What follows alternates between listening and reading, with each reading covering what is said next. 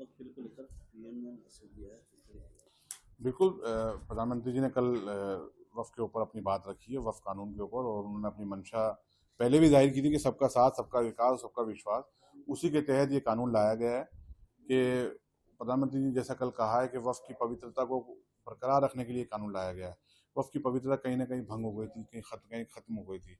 वफ़्क़ का मेन जो ऑब्जेक्ट था कि गरीब-गुरबाओं के लिए काम किया जाए प्रॉपर्टी को लेकर के, वो कहीं न कहीं हम नहीं देख पा रहे थे।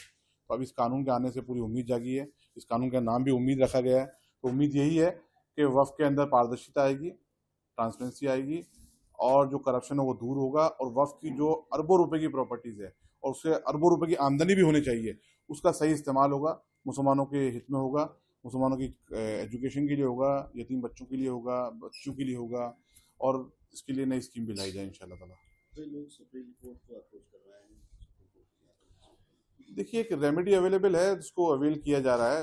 कोर्ट में जाने का सबको अधिकार है, और अब उच्चतम न्यायालय के समक्ष जा चुके हैं, तो वहाँ से इस वक्त की जो अगर कोई वैधानिकता वो भी तय होगी, और जाहिर सी बात है जो स्थिति होगी सबके सामने आएगी। कानून न्यायालय अपना निर्णय देगा उसके ऊपर, हमें सबको उसका वेट करना चाहिए।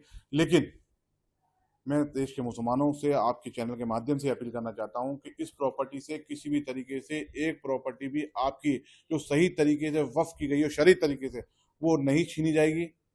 उस प्रॉपर्टी को किसी प्रकार से कोई खतरा नहीं है, ना ही धार्मिक किसी इदारे को खतरा है। जो लोग भड़का रहे हैं उनके बहकावे में ना आए। वक्फ में करप्शन था, इससे कोई इंकार नहीं कर सकता। वक्फ की प्रॉपर्टी को खुद-बुद किया गया था, इससे कोई इंकार नहीं कर सकता। लैंड माफिया पूरी तरीके से सक्रिय था इन वक्फ की प्रॉपर्टी को लेकर, उससे कोई इंकार नहीं कर सकता। अब उन प्रॉपर्टी को छुड़ाया जाएगा। परेशान वही हो रहे हैं जिन्होंने वक्फ की प्रॉपर्टी पे गासिबाना कब्जा कर रखा है, उनसे प्रॉपर्टी वापस ली जाएगी। और अब इस प्रॉपर्टी का जो मेन ऑब्जेक्ट होता है वक्फ का, रिलीजियस, चैरिटेबल एंड पायस, सिर्फ इन 3 मकसद के लिए इस प्रॉपर्टी को इस्तेमाल किया जाएगा इंशाअल्लाह ताला। हमें पूरा यकीन है कि सरकार की मंशा बिल्कुल साफ है। सरकार ने साफ कह दिया इस प्रॉपर्टी का इस्तेमाल, इसकी इनकम का इस्तेमाल सिर्फ मुसलमानों के अपलिफ्टमेंट के लिए किया जाएगा। तो पूरी उम्मीद है कि एक बड़ा प्लान बनेगा, इसके तहत एजुकेशन इदारे हों, हॉस्पिटल हों, यतीम बच्चों के लिए घरों का इस्तेमाल हो, सब कुछ किया जाएगा इंशाअल्लाह ताला।